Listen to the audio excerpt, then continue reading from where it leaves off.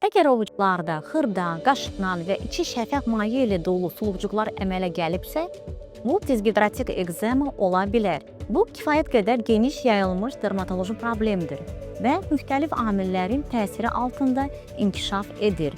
Stres, allergiya, qıcılandırıcı maddələrlə təmas, bəzən isə sinir sistemində pozuntular və ya tərləmə prosesinin pozulması. Dizgidratik ekzema ilə daha çox aşağıdakı qruplar irləşir.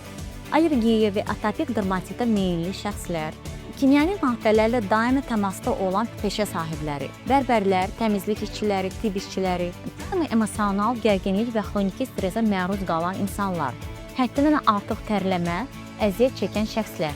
Müalicə prosesi ağırlıq dərəcəsindən asılıdır. Yüngül hallarda dərinin düzgün baxımı və yerli iltihab əleyhinə vasitələr kifayət edir. Daha ağır hallarda kortikosteroid tərkibli mazlar, antiseptik məhlullar, antihistamin preparatlar və bəzi hallarda göbələk əleyhinə vasitələr təyin oluna bilər. Xəstəliyin ağır və davamlı gedişatında immunomodulatorlar və ya fototerapiya tətbiq edilir. Əsas odur ki, ilk simptomlar hiss olduqda həkimə müraciəti gecikdirməyəsiniz. Dizgidratik ekzema xroniki residivlərlə gedən bir xəstəlikdir.